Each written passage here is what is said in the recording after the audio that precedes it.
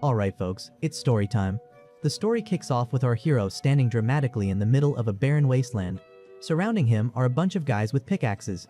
Our guy, well, raises his hand and channels his magic, which swirls around his arm before firing off in a blinding, overpowered beam that completely obliterates the boulders ahead. Congratulations, the land is now flat, but he's not doing this for fun. The king actually awarded him this land, and now he's out here building his own kingdom from scratch, designing towns, clearing fields, managing workers, while I'm over here sitting in my chair making anime recaps and working part-time at McDonald's. Man's out here founding nations, and I can barely find the motivation to make dinner. Anyway, enough with my ranting, let's continue. The miners cheer behind him and get back to work, hauling stones and shouting like they're part of a construction montage. Well, watches with a proud smile. Another boy walks up and praises his magic. Well chuckles, about ready to call it a day, but of course, his ever-demanding butler Roderick shows up politely asking for just a little more help, clearing more land. Cut to a few hours later, and Well looks absolutely done with life as he teleports back home. A group of cheerful girls welcome him with tea and teasing. He retreats to his room with a sigh, realizing that even after 10 years in this world, he still can't fully shake off his old life. Yep. 10 years ago, this guy was just your average overworked office drone named Shingo. One night, he was about to eat his sad solo dinner when he passed out mid-meal. Next thing he knows, he wakes up, staring at a completely different meal. Oh, and also, a completely different face. Turns out, he's now a kid in a world that looks straight out of an RPG. There's music, fancy food, and people in medieval outfits. Shingo, understandably confused, thinks he might have just woken up in another country, until he realizes everyone's speaking Japanese. That's when the existential crisis starts brewing. Before he can process any of this, an old man calls him over and tells him to introduce himself to a crowd of well-dressed strangers. Shingo freezes like a deer in headlights until an older boy steps in and saves him, introducing him as Wendelin von Benno Baumeister, or, well, for short. Yep, definitely not Japan anymore, that's pure German aristocrat naming right there. Afterward, the older brother, Eric, kindly explains what's going on since Well's supposed to be 5 years old. Apparently, today's a big family event. Their eldest brother, Kurt, just got married to the daughter of Sir Mainbach. As the night goes on, everyone's drinking and celebrating while Well's just trying to stay calm and piece together what's happening. At least he can read and understand the language, so that's one thing less to panic about. Judging by the fancy wedding, he figures the family must be doing pretty well. And since he's the third son, he's probably free to just live easy, right? Yeah, about that. The next morning, he finds out the truth hits harder than Monday mornings. Breakfast is a sad combo of hard bread and watery soup, and the house looks like it's one termite away from collapsing. Turns out that lavish wedding feast was all an illusion. Eric explains that they splurge when guests visit, but are actually dirt poor. The walls were literally covered with curtains to hide the cracks. Then more brothers start showing up. Helmut, Paul, Herman, and Eric, and they casually drops that 2 others couldn't even make it to the wedding. That's when Well realizes the full horror. He's not just in a poor noble family, he's the 8th son. 8th, no land, no inheritance, just a lot of siblings and disappointment. Clearly, mom and dad were a little too enthusiastic in their family planning. Later, Well tries to wrap his head around this new world. He learns they live in the kingdom of Helmut, near a big capital city called Stuttgart. But their little corner of it, the Baumeister Knightdom, is just a rural area with about 800 people. So yeah, he's basically an 8th son of a broke countryside noble. And as if things weren't bad enough, he watches his older brothers pack up to leave home. Since the land can't be divided, only the eldest gets to inherit it, while the rest have to go fend for themselves in the capital. Eric pats Well on the head like a responsible big brother and tells him to stop daydreaming and start learning some actual skills, because 8th son is just another way of saying, good luck buddy. But instead of sulking, he heads straight to the family library, because if he's going to survive this 8th son life, he needs a plan. Unfortunately, their so-called library turns out to be 90% romance novels and bad poetry. So yeah, not exactly a goldmine of self-improvement material. As he's putting the useless books back, he accidentally knocks down a dusty old box. Inside, a piece of paper and a shiny crystal ball. The paper explains that it's a magic aptitude crystal used to measure a person's magical potential. Well's first reaction? Yeah, right. But then he remembers, oh right, this is a fantasy world. Guess it's worth checking out. According to the note, only 1 in 1,000 people can actually use magic, so, statistically, Well's chances are worse than winning the lottery. Still, he gives it a shot, places the crystal on the table, and tries pushing his so-called mana into it. Nothing happens. Exactly what he expected. But just when he's about to give up, the crystal suddenly flares up. Cut to a mysterious long-haired man in the forest who suddenly senses something. Uh-oh, looks like Wells' little science experiment just pinged on someone's radar. Back in the library, Wells stares at the glowing ball like, okay, that's definitely not normal. He skims through the paper again and finds that a bright, rainbow glow means exceptional magic potential. Naturally, he panics, in a good way, and starts tearing through the shelves looking for magic textbooks. All he finds are travel guides and love poems. Just then, his father walks in, and Well quickly asks if they have any other books about magic. Dad just shrugs and says, "Can't help you, son, I can't even read." So, yeah, no help there. Instead, he tells Well to go collect firewood. Out in the forest, Well decides to give magic another try, waving a stick around like a wizard, but nothing works. Frustrated, he slumps to the ground. He looks up to see that same long-haired man from earlier casually floating down from the sky. The man kneels, introduces himself politely, and asks Well's name. Well, terrified out of his mind, tries to fight him off with the stick. The man just apologizes and tosses the stick aside, straight off a cliff. Smooth move, except that the stick knocks loose a giant boulder. Said boulder rolls down the cliff and crushes a massive wild boar. Because, why not? The boar, very much not dead, shakes off the rock and spots them on top of the cliff. Thinking they attacked it, it charges right up toward them. Well freaks out and tries to run, but the man grabs him, points his hands toward the boar, and shouts for him to imagine wind magic. Easier said than done, but as the boar rushes closer, Well starts feeling the mana flow through his body. His hands glow green, energy gathers, and boom! A gust of wind blasts from his palms, slamming into the charging boar. It's still angry, but before it can get back up, the man flicks his wrist and finishes the job with his own spell. With the danger gone, the man finally introduces himself as Alfred Rainford, a former court magician from the Blycrodare dukedom. What is with these tongue-twister names? Why not Bob the Wizard or something? No, let's go with Wendelin von Benno Baumeister from the Who Knows Where, taught by Alfred Rainford III of Blycrodare dukedom. Try saying all that 3 times fast without summoning a dragon. Later that night, Wells back home, staring at his dinner. Basically hot water with tea leaves floating in it. It's tragic. Especially after the delicious tea Alfred gave him earlier. During their chat, Alfred explains that he wants to pass his magic down to Well. Well's confused, wondering if he's supposed to pay for lessons or something, but Alfred says he just wants a disciple. Before training begins though, he warns Well to keep his magic a secret. If people find out, he could get dragged into a messy fight over inheritance. The next day, training officially starts. Step 1. Matching capacities.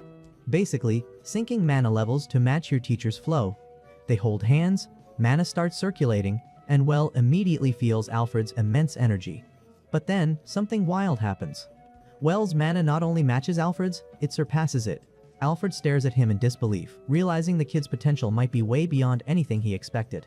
Meanwhile, back at the manor, Well's dad and his older brother Kurt notice that the crystal ball has moved from its usual spot.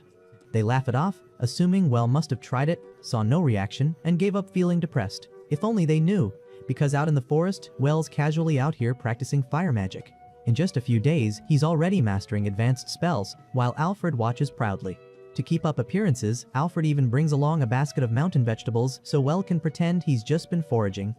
That night, Well's family praises him for bringing home so many vegetables. His father's impressed, but his brother Kurt looks like he's one compliment away from snapping.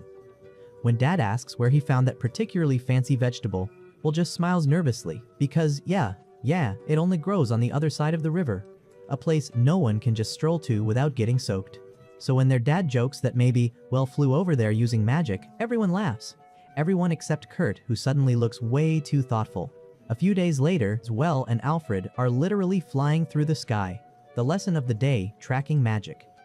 While soaring above the trees, Well senses the vibrations and the layout of the land beneath them, pinpointing their target like a magical radar. When he finally locks on, he fires a wind-propelled rock that nails a bird midair. They roast their catch on the spot and enjoy a meal with a nice view. Well even pulls out a bottle of wasabi, like it's some ancient relic from Earth. Alfred casually eats it without even flinching. As they eat, Alfred gives Well a serious warning: never wander too deep into the forest. Well nods, but admits he's been feeling uneasy lately. He tells Alfred that Kurt's been acting strange, following him around, watching him from a distance. Alfred suspects Kurt may have realized that Well can use magic and is starting to worry about his position as heir. Well sighs. He's not interested in that whole noble inheritance mess anyway. Being Lord sounds like a lifetime of paperwork and headaches, and he's already had enough of that in his office worker days. Still, he doesn't exactly know what else he wants to do. As he's lost in thought though, a faint violet glow suddenly flickers across Alfred's arm. The old magician hides it quickly, gripping his hand in pain and muttering for more time. That night at dinner, Will finally shares his big decision. He wants to become an adventurer. Kurt actually looks relieved, but their father shuts it down right away.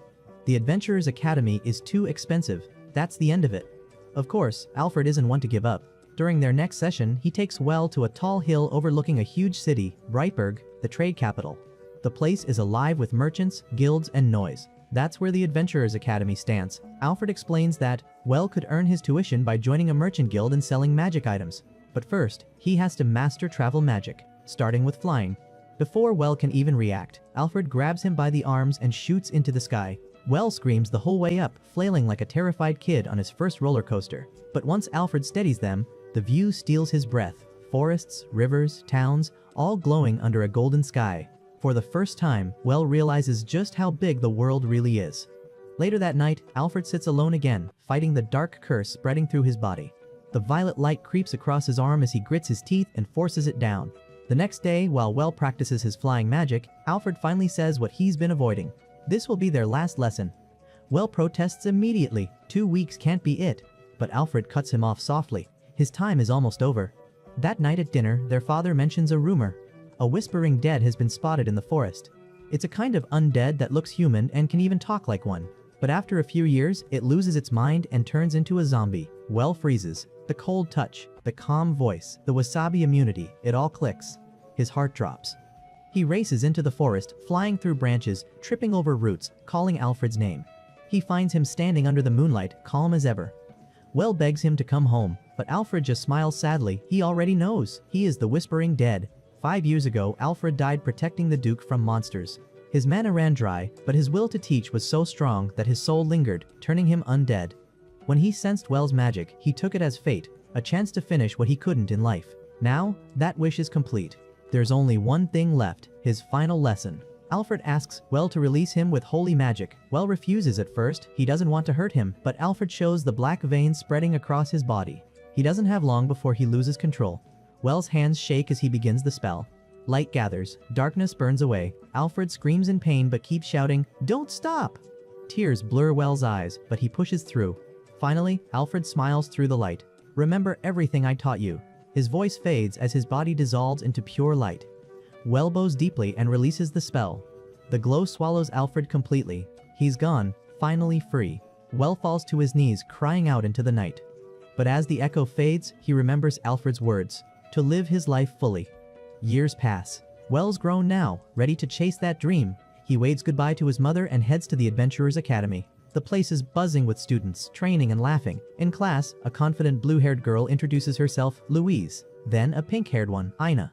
When it's his turn, Well stands and speaks clearly, Wendelin von Benno Baumeister. The teacher smiles and then drops the worst news ever, time for group work. That evening, Well sits alone in the cafeteria while the others laugh in groups. On a nearby table, Louise and Ina whisper about him. Turns out, Well's the only scholarship student in the entire class. Well's reputation at the academy is kinda legendary. A blonde student named Erwin explains that Well's magic power is so absurdly high that even the instructor gave up teaching him. Like, why bother when your student's already built different? Everyone wants him in their party, but no one's brave enough to ask. I mean, how do you walk up to a human nuke and say, "Wanna team up?" But Erwin has a plan. He figures Well's always alone because he's analyzing everyone, like some quiet genius secretly judging their stats. So, if they look strong enough, maybe they'll impress him. Erwin's the academy's top swordsman, Louise is the best martial artist, and Ina's deadly with a spear. The plan? Flex so hard that Well can't ignore them. Meanwhile, poor Well has no clue. He's just trying to make friends the normal way by sharing his prized collection of spices.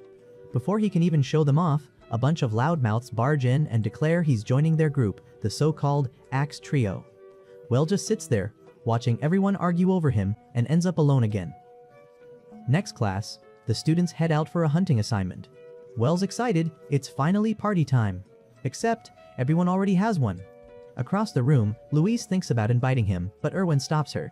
He's convinced Well's going solo on purpose, like some test. He's watching us, he says. Spoiler alert, he's not. Later, everyone shows off their catches. Erwin's group proudly presents 3 boars. Then, Well steps up, pulls out Alfred's magic bag, and casually unloads prey like he's running a wholesale market.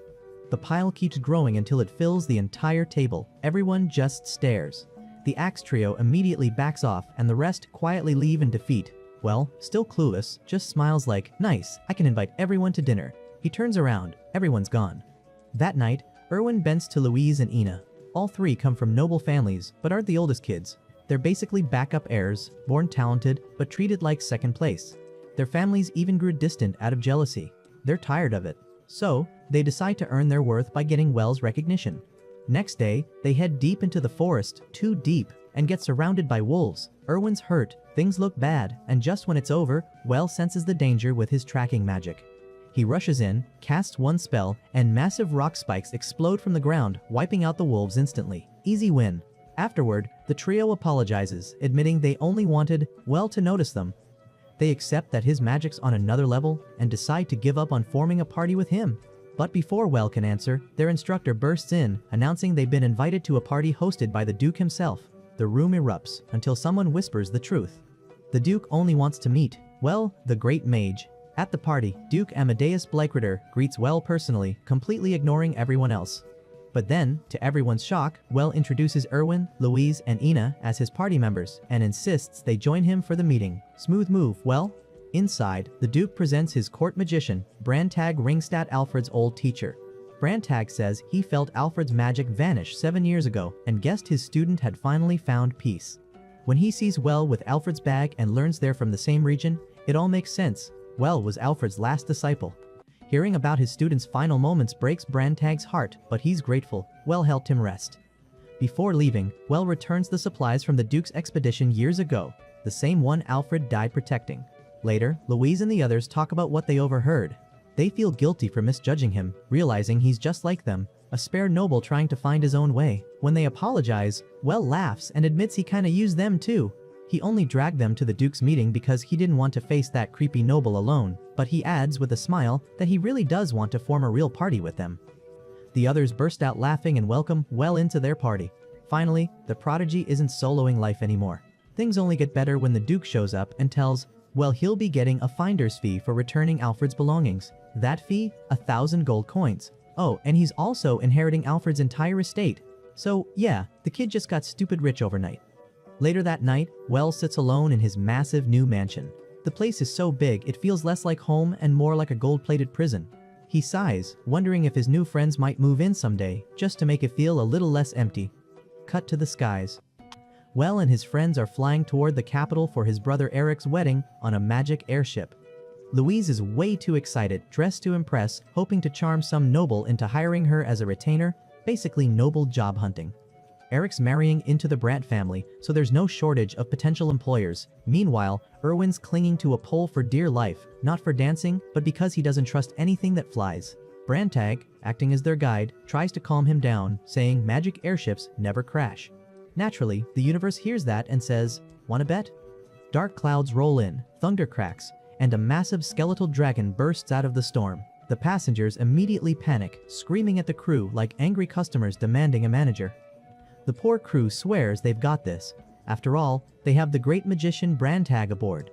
Except, in the control room, Brandtag's already admitting defeat. Turns out, undead dragons require holy magic, and that's not exactly in his toolkit, so he gives, "Well, you got this look." Well tries to decline politely, but Brandtag hits him with some good old-fashioned peer pressure until he gives in. Well takes off into the sky, flying straight toward the dragon. The beast breathes out a wave of dark miasma, but Well blocks it just in time. The ground below? Gone. Brandtag throws up a massive barrier around the airship while Well starts chanting holy magic. The dragon spots him and charges, kicking off a mid-air chase that looks straight out of a boss fight. Well finishes his spell and fires. The dragon counters with acid breath, but Well's holy magic slices through it and hits dead on. The dragon lets out one final roar, because dying quietly would be too easy, and lunges again. Well shields himself, and the beast finally crumbles into dust. When it's over, Well calmly collects the remains like he's cleaning up after a cookout. Among the bones, he finds a glowing red gem, the dragon's core. Jackpot. Back on board, the crew throws an impromptu party. Brandtag even introduces one of his old teammates, a merchant named Ereterio. By morning, everyone's hungover except Wells' group, who are already watching the sunrise as the capital of Stratburg comes into view. Once they land, Brandtag bails immediately, leaving the group under Ereterio's care just as the king's knights arrive. They thank Well for slaying the dragon and invite him to the palace. His friends? Yeah, they totally abandon him at the gate. Classic. The meeting goes well though. The king rewards Well with the rank of 6th baronet, which sounds super fancy, but I know you guys probably have no clue what that actually means, so let's break it down. A baronet is basically a noble title that sits just below a baron but still above your average peasant or knight. It's like the starter pack of nobility. You get the title, some respect, maybe a bit of land, but you're not quite in the rich uncle with a castle tier yet. As for the 6th part, that just means he's the 6th person in the entire kingdom to hold that rank. This title actually puts Well above his own dad who owns a knightdom and that stupid loser jealous brother of his. Yep, the family's 8th son just jumped straight to being their boss. Over at Eric's place, everyone's buzzing about it. Eric can't believe his little brother now outranks their dad, and technically could start his own noble house. Ina and the others worry he'll quit adventuring, but Brandtag assures them titles don't mean much unless you care about politics. Meanwhile, Wells learning firsthand how annoying nobles can be. The lords are arguing over how much to pay him for the dragon bones and gem. Thankfully, Cardinal Hohenheim steps in and tells them to just split the difference. Ereterio explains that both the church and the army are already trying to butter up Well for favors. Ah yes, politics, the true final boss. By sunset, Well finally leaves the palace.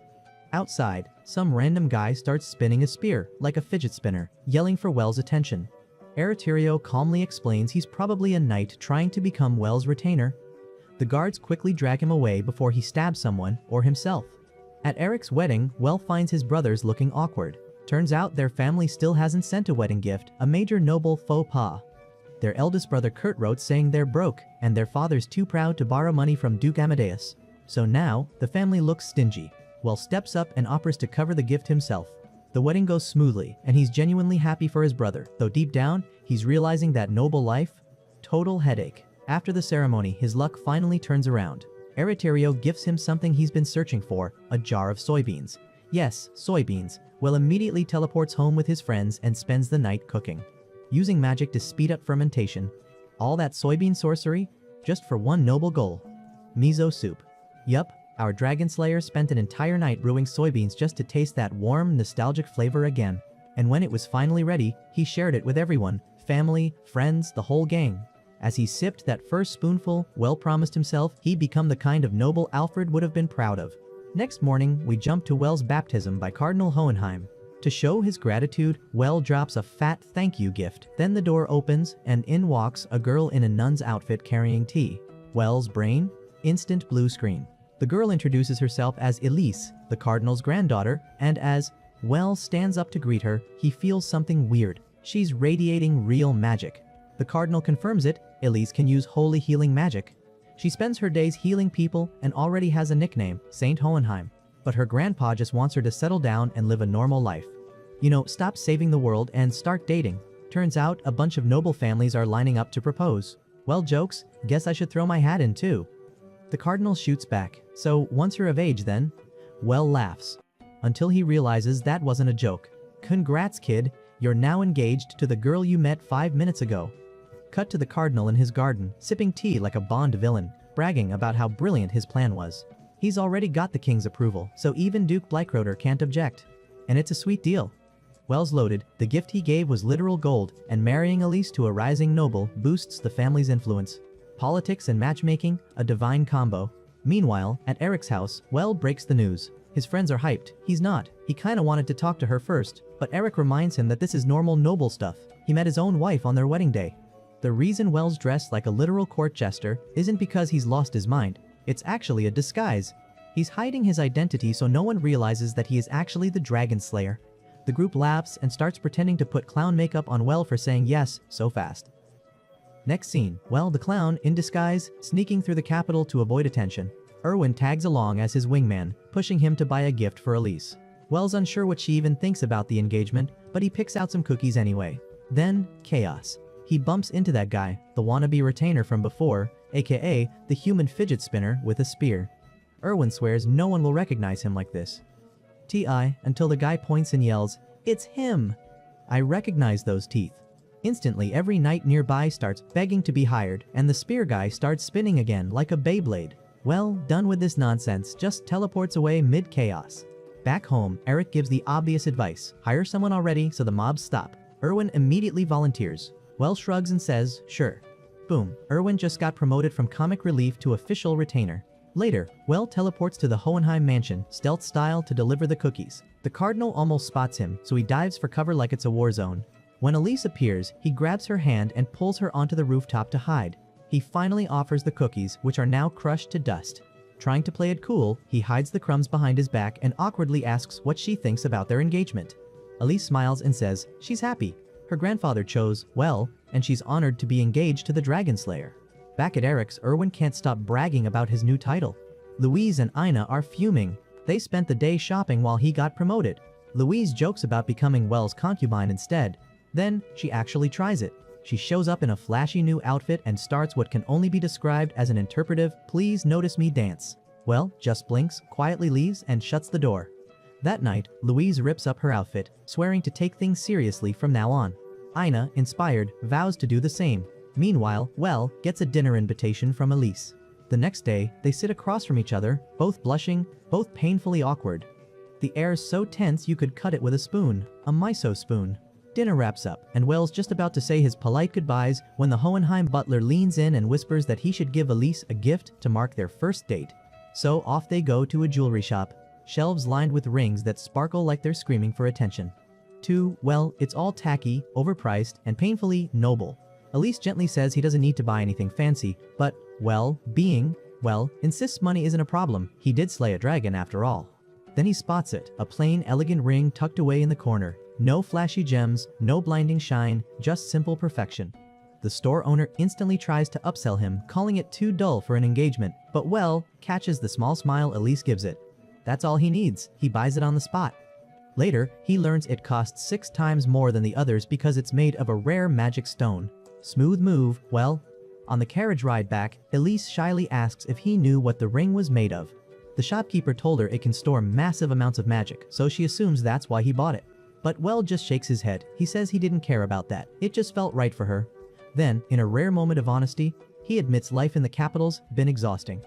Everyone treats him like a dragon slayer, not a person. He says he really respects how Elise handles being called a saint without losing herself. Touched, Elise just listens as Well enchants the ring. A soft red glow fills the carriage, bursting into an illusion of starlight. It's quiet, warm, and surprisingly romantic. Probably the first time Well's ever done something this smooth on accident. Elise just stares, clearly moved. Later that night, the cardinal checks in with his butler, curious about his take on Well. The butler says he's different, not like the others who treat Elise like some holy relic. He just treats her like a normal girl. And that, honestly, says a lot. Meanwhile, back at Eric's house, Erwin, Louise, and Ina are enjoying city life. Erwin casually asks how Operation Seduce Well is going. The girls shrug. No rush. Well's busy with Elise anyway. They'll make their move once they're back in Brightburg. Then, Elise suddenly shows up. The trio freezes like kids caught gossiping, praying she didn't hear a thing. Thankfully, she's just there to ask what kind of person Well really is. Over at the palace, Well's meeting with the king goes exactly how you'd expect. Another royal favor disguised as a polite request. The king asks him to slay another dragon. Apparently, once you do it once, you're automatically HR's go-to guy for dragon issues. The knight commander briefs him, and Brantag, the kingdom, wants to develop the Palkinia Prairie to fix food shortages. Problem is, that land's already claimed by an ancient dragon named Gregorland. Only mages can survive its breath, so the king's sending the 2 of them to handle it. Well's not sure 2 mages are enough, but then comes the bonus teammate. Enter Armstrong, a human mountain who looks like he should be suplexing boulders instead of casting spells. He bursts into the room, kneels before the king, and declares that the 3 of them will depart immediately. Despite the theatrics, Armstrong's a powerhouse mage, and definitely a show-off. The trio sets off, flying toward the garrison near the prairie. Armstrong leads the charge, zooming ahead like he's late for leg day, while Well and Brantag trail behind, wondering what they signed up for. The garrison will serve as their base to plan the attack and stock up before facing Gregorland. Back home, Eric explains the real deal to the others. Killing the dragon isn't the only job. Once it's gone, all the monsters in the prairie will swarm nearby towns, so Well also has to wipe those out. He's even allowed to form a temporary army for it. When asked why a real landed noble isn't leading, Eric gives the political truth. If a landed noble does it, they'll demand the land afterward. But if, well, a road noble handles it, the crown can just throw him a medal, a bag of gold, and keep the land for themselves. Classic royal move. Then chaos hits. Outside the estate, a crowd of knights gathers at the gate, all begging to be Well's retainers. And front and center, our favorite spinning spear guy, twirling away like a human Beyblade. Erwin sighs, already pitying whoever has to manage this circus. Then Eric drops the bomb. That's you, Erwin. Since Well's away, his official retainer has to command the army. Erwin panics, but the others cheer him on anyway, and so, a few days later, Erwin, now a very nervous commander, marches off with a mismatched army of nobles' kids and desperate knights. Everyone's here chasing glory and promotion, but when night falls and the laughter fades, even the girls admit it. This is their first real battle, and they're scared. Thankfully, the girls and Erwin only have to deal with regular monsters. Nothing like Well's first welcome to battle, where his opponent was a skeletal dragon. Yeah, tough act to follow. When morning comes, Well, Brantag and Armstrong overlook the dragon's den, a massive crater littered with rock formations that look disturbingly like claws. The ground trembles as the dragon stirs from its slumber. Those rocks crack apart, revealing glistening green scales underneath. And then, with one earth-shaking roar, the real battle begins. Armstrong wastes no time. He activates a spell that coats him in enchanted armor, transforming him into a walking tank wielding a giant hammer. Then, in an absolutely ridiculous flex of physics, he leaps into the sky and slams the hammer into the dragon's skull. Well, staring up at this madness, can't help but be impressed. Armstrong's magic literally converts mana into raw physical power. Basically, he's using magic to bench press dragons. To make things crazier, his armor's defense is even tougher than a regular magic barrier. When Armstrong smashes the dragon back into the ground like he's playing whack-a-mole, Brantag calmly tells Well to get ready. Armstrong locks the dragon down in a full-on wrestling match, and Well starts wondering if they even need him here. But Brantag reminds him that Armstrong's spell burns through mana faster than a gacha addict through paychecks. If Armstrong runs dry, he's toast. That's why Well needs to land the finishing blow. Armstrong gives the signal, and Well releases a massive spell that binds the dragon in place. The beast thrashes and roars, but there's no escaping that one. Back at camp, Elise can't take her eyes off the horizon, her mind clearly on Well. Erwin and the others arrive with breakfast, trying to lighten the mood. They even make miso soup, the same one Well helped create back home. Their easy banter brings a smile to her face, at least until a messenger rushes in with breaking news: the dragon's been defeated. Out on the battlefield, Well seals the dragon's massive corpse inside his magic bag. The mission doesn't pay much, so they plan to sell the remains later. Dragons, after all, are practically made of premium materials. But before Well can celebrate, Brantag and Armstrong warn him that this is only the beginning. Alfred didn't die from a mighty foe, he was overwhelmed by sheer numbers. Hours later, the real chaos begins. The monsters pour in, and the camp turns into a flood of injured soldiers. Elise works non-stop, healing every wounded man brought back from the front lines.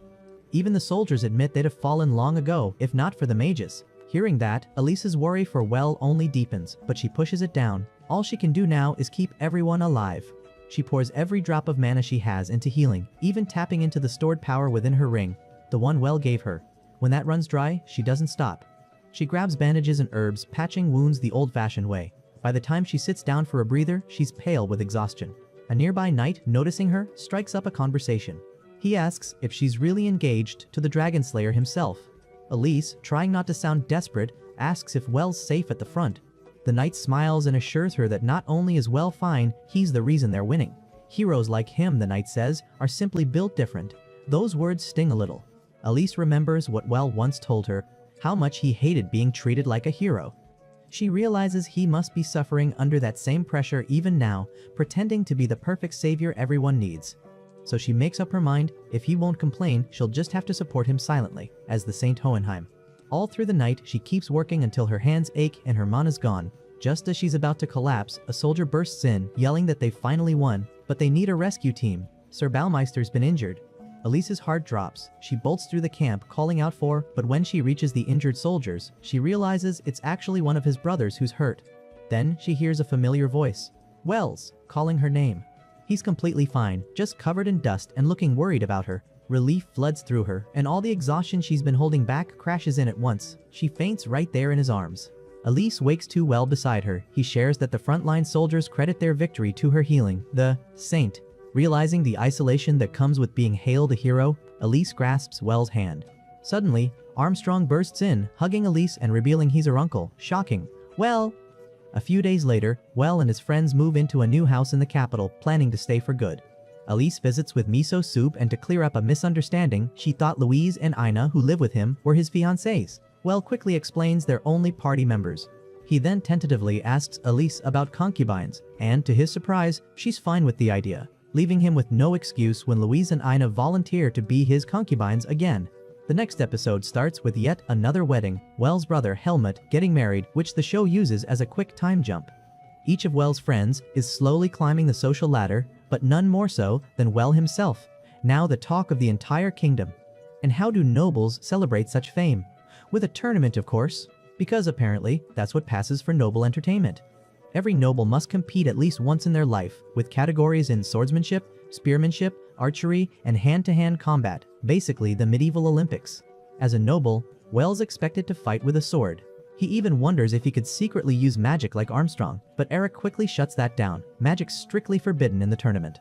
Each morning, Louise, Ina, and Erwin go on their daily jog.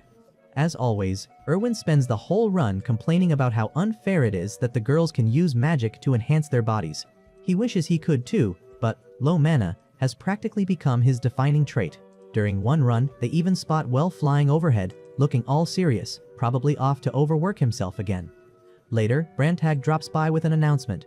Duke Amadeus has ordered Louise and Ina to participate in the tournament as well. Apparently, noble daughters need to make a good showing too. The girls immediately jump up to start training, while Erwin stays sprawled on the sofa like a man who's already accepted defeat. Brantag warns him that if he doesn't shape up, he might get kicked out of the party for dragging them down, and that finally lights a fire under him.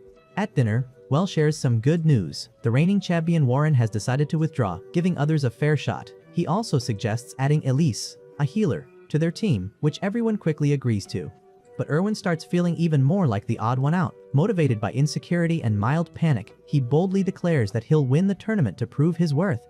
The next day, Erwin goes full training montage, sprinting past the girls, pushing through endless drills, and practicing until his hands bleed. Meanwhile, Well tries to keep pace and ends up bedridden from exhaustion. So, progress? Erwin's hard work starts to impress everyone, and for a while the group's confidence is sky high. Then the king throws a wrench into things by ordering Warren, yes, that Warren, to re-enter the tournament. So much for Erwin's clear path to victory. Feeling useless, he isolates himself and insists that, unlike his magic-using teammates, he can only prove himself through results. His frustration leads to hurtful comments, especially toward the girls. But the next morning, after a talk with Well, who's too stressed dealing with Elise's nerves to give a proper answer, Erwin realizes everyone's got their own insecurities. So, he apologizes and makes amends. When tournament day finally arrives, the team heads to the arena. Elise shows up with lovingly prepared bento lunches, because nothing says, ready for battle, like homemade food. Well's first opponent? Warren. The Knight Commander himself. The guy who was supposed to skip this one. The match starts and ends immediately. Warren knocks Well out cold with the hilt of his sword before anyone can blink. No mercy. When Well wakes up, he's sitting with the others, drinking tea while his teammates continue fighting. Erwin's tearing through opponents in swordsmanship, Louise battles her way to the semi-finals in hand-to-hand despite the magic ban, and Ina dominates the spearmanship rounds. Ina eventually reaches the final preliminary match, where she faces none other than Roderick, the so-called human fidget spinner. He's thrilled to fight her, mostly because Well's watching. The match begins, and he starts spinning and thrusting his spear like a Beyblade possessed. Ina tries to counter, but he deflects every strike and disarms her with ease. Afterward, Ina returns to the group and admits that, nickname aside, Roderick's genuinely skilled. But while she's explaining all this, Well has already dozed off mid-conversation, exhausted after staying up all night cooking the very lunches Elise brought. Erwin had just pulled off a huge win in his semi-final match, but victory came at a steep price. Bloodied from a deep shoulder wound, he learns his next opponent in the finals is none other than the Knight Commander himself, Warren, the same man who one-shotted Well earlier. As the girls rush to treat him, an official begs Erwin to forfeit, warning that fighting again would be suicide. But Erwin's already decided he's not backing down. The girls admit they know what Brantag said about him being a liability, and Erwin agrees, saying Brantag was just being honest. Then they pull out their secret weapon, the lunchbox Well made for them. To them, that's proof enough. Well would never abandon his friends. Taking a bite, Erwin looks at his bandaged shoulder and resolves to stop doubting himself. As a proud member of Well's party, quitting isn't an option. Days later, Erwin and Ina begin training under Warren's direct supervision. Talk about a level up. Meanwhile, Louise drags Well off to train with her and her master. Well's excited until he realizes her master is Armstrong, the human battering ram himself. He instantly knows what's coming, endless muscle training. He sighs, accepts his fate, and joins in. Fast forward a few years. Back in the Baumeister Knightdom, where Well's family is still struggling to make the land livable. Kurt's buried in tax documents when his wife bursts in, visitors from the capital. Annoyed, he assumes they're here to talk about his famous little brother again. Sure enough, a messenger hands him a letter from the royal auditor. Kurt passes it to his wife without reading, until she gasps. The letter says, Well is dead. Apparently, the dragon slayer himself perished while exploring ancient ruins. Just days earlier, everything had been going great. Well had finally become a full-fledged adventurer, free from noble duties and ready to go wherever he pleased. His first official quest? A royal commission to investigate some ruins? Naturally, the kingdom's favorite adventurer got the call. Brantag joins as their advisor and briefs them. Multiple adventurer teams had gone before, none returned. Even the veterans sent to check on them vanished. Inside the ruins, tension builds. The tunnels stretch endlessly, and Wells scolds his team for crowding him. Erwin retorts that since Wells the only one who's fought a dragon, he should be up front, as their meat shield. Brantag uses detection magic until they reach a massive stone door. It's too quiet. Suddenly, Brantag yells for everyone to run, but too late. The doors slam shut, a glowing magic circle appears and their feet stick to the floor. One by one, they vanish in a flash of light.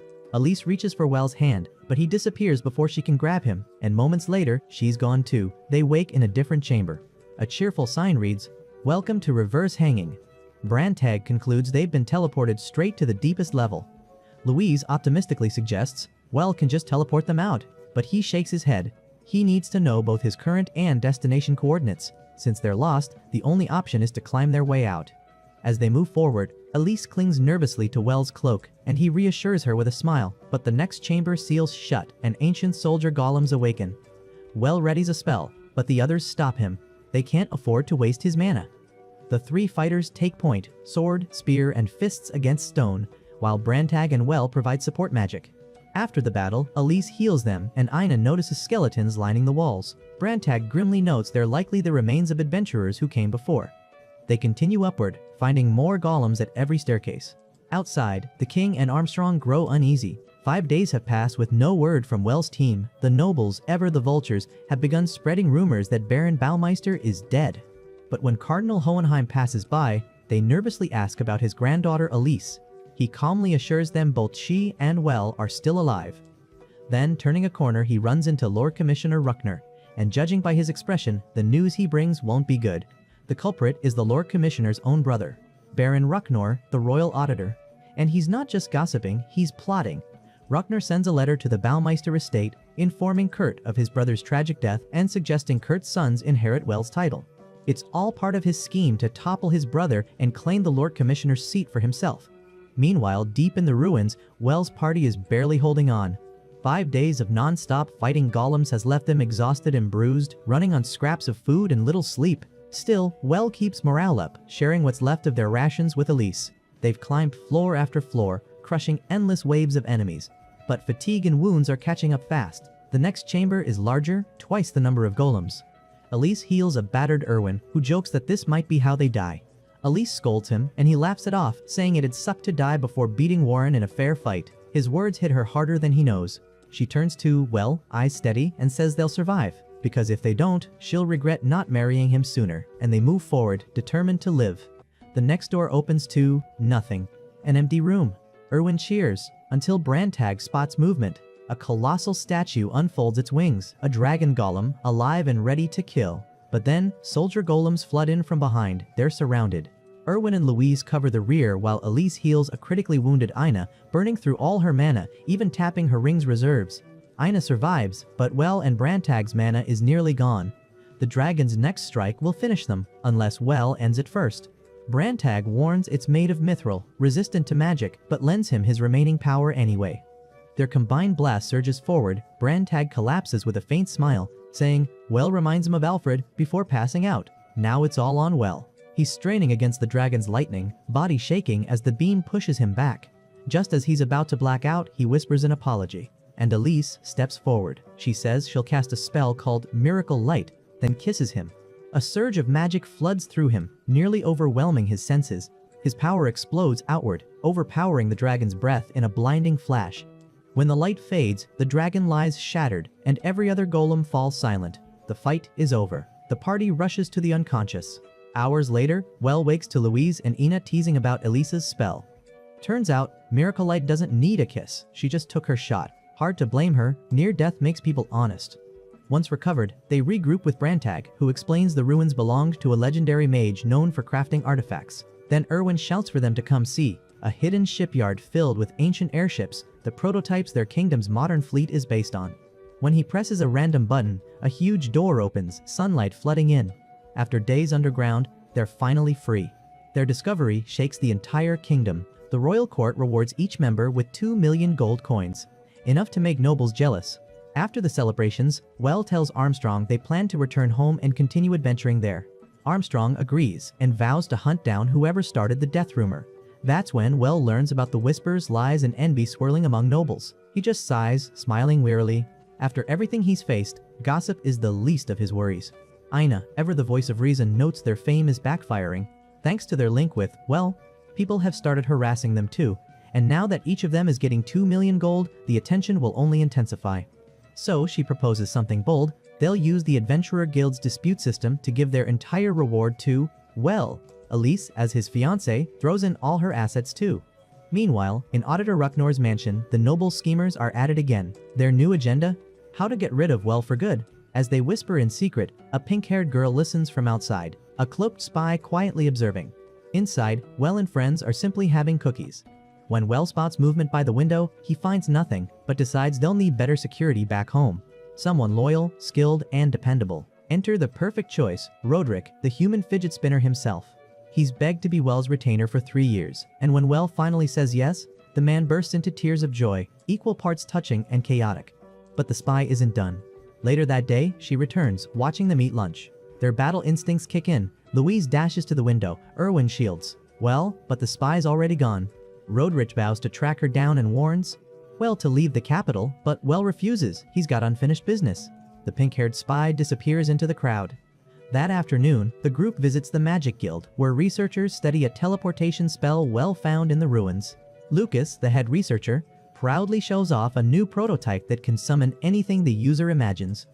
Sounds great, until Erwin jokes about panty thieves. Naturally, that thought derails. Well, who accidentally summons the underwear of one of the mages present. She smacks him, Elise fumes, and Well stammers that it was just a mistake. He tries again, focusing harder, and this time the light is enormous, like he might have summoned a giant's wardrobe.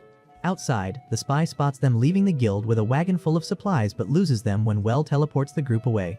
Across town, Roderick tails the noble sneaking out of Rucknor's mansion, while Rucknor smirks from his window, convinced he's untouchable. Back at Well's place, the spy returns to find a lively farewell party. Well's hosting a feast to thank everyone. Duke Amadeus, Armstrong, Brantag, even Cardinal Hohenheim.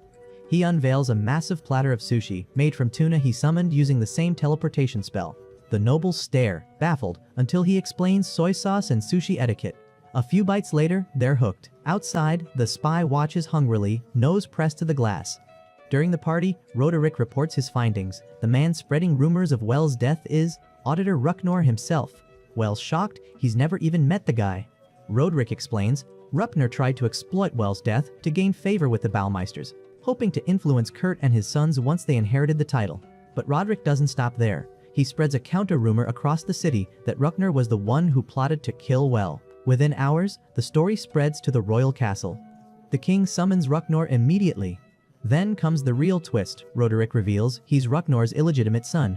The bastard just outplayed his own father in a political chess match. As the chaos dies down, Elise brings in a plate of tuna, offering it around. But outside, the pink-haired spy finally snaps. She crashes through the window, eyes locked on Well. Erwin jumps in to stop her, only to get flipped over like a sack of laundry. The pink-haired spy suddenly charges straight at Well. Everyone braces for a fight. But instead of attacking, she stops at the table and grabs a piece of sushi. Well just stands there, half confused, half terrified. Then Lord Marshal Edgar, the kingdom's top military man, steps forward to explain. The sushi thief is Wilma, his daughter. Wilma casually says she was investigating Well to see if he was worthy of feeding her. After watching his meals, tea, cake, sushi, she's decided he passed. Mission complete. A mortified Edgar apologizes, while Brantag mutters that Wilma clearly has hero syndrome. Her body constantly channels magic, making her absurdly strong but also constantly hungry. Elise and Ina adore her instantly. Edgar, though, has another idea. He wants, well, to hire Wilma as his bodyguard and maybe marry her while he's at it. Well politely declines, saying he just wants to go home and hunt monsters. That innocent comment catches Edgar's attention. He turns to Duke Amadeus and asks if he's really sending Well to do that. Amadeus grins. Actually, yes. And that brings us back to the present, when Kurt opens the ominous letter claiming Well's dead, with a note that his sons might inherit the title. Kurt laughs at his sudden luck, until his wife screams. Outside stands Well himself, alive with his whole party. Brantag takes over, explaining, 15 years ago, Duke Bleicherreiter led an expedition into the Baumeister forest for rare medicine. It ended in disaster, 2,000 dead now wandering as zombies. The current Duke Amadeus has hired Well to purify the place. The village chief suggests the usual 30%, but Kurt, being Kurt, demands 50%. Everyone stares like he's lost it. Brantag calmly notes they're even returning the soldiers' belongings. Herman tries to reason with him, but Kurt argues the dead had nothing valuable anyway, and the funerals were already done. Elise explains that funerals alone don't bring peace. The corpses must be purified. She even offers to perform the rites herself. Kurt accuses her of trying to profit off donations. Erwin slams the table, but Well steps in to calm things before it explodes. His friends remind Kurt they came to negotiate with the Lord, not his jealous heir. Kurt's about to blow when salvation comes from the loudest source, Wilma's stomach. The thunderous growl breaks the tension. Later that night, Kurt gathers the men of the territory, insisting Well's only there for profit, not family. Meanwhile, back at the castle, Well's party enjoys dinner. Herman admits Kurt's paranoia began the moment Well left, terrified his younger brother might return and steal his place. Marlene, Herman's wife, arrives with food, instantly earning Wilma's admiration. She scolds Herman for not offering Brantag a drink, though Brantag surprisingly declines.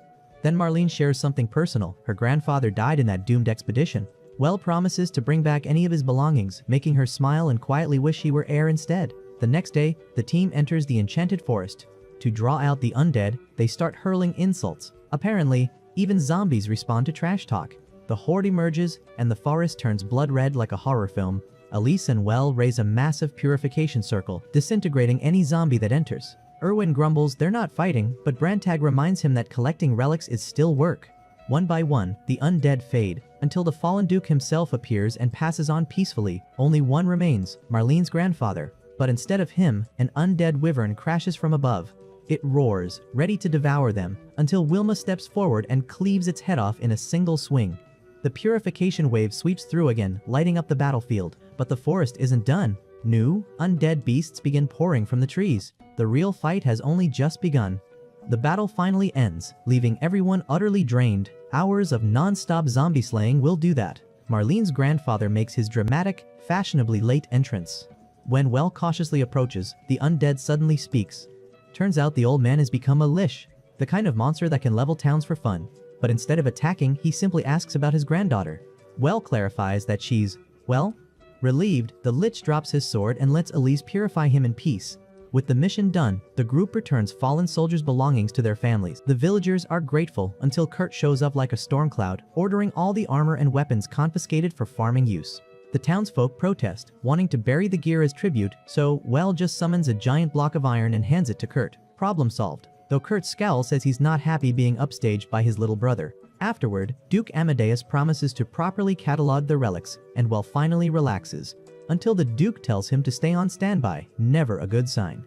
As Well's group departs, Amadeus and Ruckner watch from afar, clearly plotting something. Back in the village, the chief invites everyone to the funeral. Elise leads a moving ceremony, while the villagers quietly fume over Kurt's absence. Later at dinner, Well declines the villagers' wine and suggests they offer it to Brantag, who refuses again, oddly enough. Then Kurt's wife, Amalie, arrives with their children to pay respects. The boys excitedly meet their famous uncle, while Ina and Louise retell his adventures like a live-action fairy tale.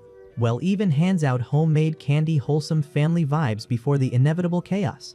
That night, the village chief privately proposes that Well become the new lord of the territory. Well's shocked, but the chief insists it's what everyone wants. He argues that Well could still adventure while leaving management to someone like Roderick. Basically, you can have it all.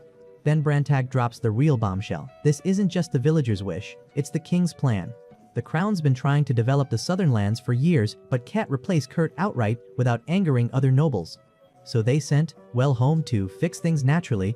Brantag even admits he's been sober all along, secretly protecting well from Kurt's schemes, and that all the reward money was actually seed funding for his future rule. The next morning, Well tells his party everything. They're stunned, especially that he's unsure, but watching him play with his nephews makes it clear why he hesitates. Accepting would strip the kids of their noble titles. Unfortunately, the village chief overhears their private talk. That evening, the villagers burst in, demanding, Well accept the title immediately. Herman tries calming them, but they refuse to back down. Brantag spots the chief lurking nearby and warns him that meddling in royal affairs could get people killed. The chief relents, but not before warning, watch out for Lady Amelie. Sure enough, she's been eavesdropping too, watching as Kurt orders his men to punish anyone defying him, proof he's gone too far. By morning, Well's still torn. Brantag informs him that accepting the title means Kurt won't just be replaced, he'll be silenced for good. So, when Well finally meets Kurt, he tries for peace, offering to take some undeveloped land instead and help fund Kurt's ambitions. But knowing Kurt, diplomacy might be above his pay grade. Well's offer is simple, a win-win for everyone. Kurt keeps all his current lands, while Well takes the undeveloped territory to turn it into something prosperous. He stares at his brother like he's selling snake oil. In his paranoid mind, this is a plot to steal authority bit by bit. Outside, Well runs into Amelie. He admits his plan probably wouldn't have made anyone truly happy, but was his best chance at peace. Amelie listens quietly, saying all she cares about is her children's safety. She's even tried to bring them closer to, well, hoping he'll spare their noble status if he ever becomes lord. Well, thanks her, and leaves, burdened yet calmer. That night, he decides he'll accept the title of Lord on his own terms, no bloodshed. His friends immediately agree to stand by him. The next day, they strike back with an economic assault, in the form of a bazaar. Well sells his condiments, Louise opens a clothing stall, Ina crafts goods, and Erwin sells weapons, because someone's always buying swords. The townsfolk love it, Kurt's supporters, not so much. Their shops sit empty, and they run to Kurt whining like children. Some even suggest killing, well, Kurt refuses, not from mercy, but realism. You don't fight a guy who can vaporize a dragon. On their way back, the group suddenly finds themselves surrounded by, well. But instead of punishing them, he recruits them, offering funding and training to rebuild their shops. Well also arranges to send Kurt to a church instead of facing execution. All that's left is Cardinal Hohenheim's approval. Meanwhile, Rodrich reports that nobles are swarming like flies. With Ruckner and Edgar backing, well, others scramble to join his side. But behind the scenes, things turn darker. Auditor Ruckner secretly gives his subordinate a mysterious artifact to deliver to Kurt. Days later, Kurt sits alone, fuming. Left stewing in paranoia, Kurt grabs a knife, ready to kill Well himself until Ruckner's man appears, holding out a flute. He claims it's the legendary dragon's flute, said to summon dragons at a single note. Desperate, Kurt accepts. Soon after, Brantag senses trouble. Kurt's heading into the forest alone. The trap has worked better than expected. The group lies in wait, suspecting he's carrying something dangerous. In the woods, Well accidentally runs into him. Kurt isn't fooled. He calls out the hidden retainers, forcing everyone to reveal themselves. With a bitter grin, he mocks, Well, the Dragon Slayer, the Baron, the perfect brother now stealing his airship. He raises the dragon's flute, warning them not to move or he'll summon every dragon for miles. Brantag goes pale. If Kurt blows that thing, hundreds of dragons could descend, and even, Well might not survive. Elise pleads with him, reminding him the dragons would also destroy innocent people, but Kurt's lost in delusion. To him, everyone has betrayed him, family, friends, servants. He vows to wipe them out and make a new family from the ashes. Then he blows the flute. Thunder shakes the forest, the ground splits open, and instead of dragons, ghosts claw their way out. Well tries to intervene, but Wilma stops him. Brantag's face hardens. He knew it. The dragon's flute is no legend, it's the flute of malice. It doesn't summon dragons, it feeds on hatred, amplifying the user's power until it devours them. The ghosts swarm around Kurt, their energy fusing into one grotesque, towering creature with Kurt trapped at its core. Brantag yells for Well to unleash his magic, insisting Kurt's already gone, but Well just stares at the monster that used to be his brother. The creature lunges. Before it hits, a golden light flares. Elise's purification magic shields them both. For a moment she holds it back, but the strain's too much. When she steadies herself, it's clear she's ready to give everything, even her life, to stop it. That's when Well snaps out of it. Their magic merges, flooding the air with blinding gold. The monster's roar fades, its body dissolving into dust, until only the cursed flute clatters to the ground. Peace doesn't last. Kurt's vengeful spirit rips across the kingdom, drawn by hatred. It streaks into Auditor Ruckner's mansion. Before he can speak, the spirit attacks. By morning, knights seal the mansion. Well, and Roderick arrive to find Ruckner and his co-conspirators dead, purified after the rampage. Rumors spread fast. Kurt was behind it all. Amalie and her sons, unsafe amid the gossip, move in with Herman. For, well, the victory feels hollow. He's hailed as a hero again, yet couldn't save his own brother. He's sick of it. The politics, the scheming nobles, the endless hypocrisy. Brandhog dryly reminds him he's a noble schemer too, which stings. That evening, Well drifts through town, eats quietly with his friends, and keeps his thoughts to himself. Later, he asks Elise if he ever seems distant. She admits he does. Sometimes, even beside her, he feels miles away. It hits hard. Maybe he's still clinging to his old world instead of living in this one. Elise takes his hand, and Well finally smiles. From now on, he'll live as a proper noble, not a visitor in someone else's story. When the king summons him, Well receives control of the undeveloped family lands. Asked what reward he wants, he boldly requests the right to grant 2 noble titles, to fill the seats left by Ruckner's fallen allies. The court erupts. The king frowns, Edgar scolds him, and Hohenheim demands he retract it. Edgar even suggests giving the land to someone else, igniting a shouting match among nobles. Amadeus defends. Well, chaos ensues, until Armstrong booms for silence. He advises Well to withdraw, then slyly proposes the king give him part of the land instead. The king smirks, seeing through it instantly. He rejects Armstrong's ploy, grants Well the lands, the right to appoint 2 nobles, and promotes him to count. Armstrong winks. The act worked. Afterward, the king laughs, calling Well shrewd but praising his growth. Armstrong just bellows his trademark laugh. Back home, Well visits Amalie and tells her he'll grant noble titles to her sons when they're grown. She's stunned, then grateful. Her boys, she says, will someday understand their father's fate was his own doing. From there, Well throws himself into developing the land, the same project from episode 1. Churches rise under Hohenheim's banner, facilities under Ruckner, Edgar, and Amadeus, all part of the deals that secured his position. But one project is entirely his, a full-scale miso and soy sauce workshop. Priorities, of course. As his friends arrive with new plans and chaos brews around him, Well just smiles. Life as a noble might be exhausting, political, and occasionally cursed. But surrounded by friends, laughter, and good food, he finally realizes being the 8th son isn't so bad after all.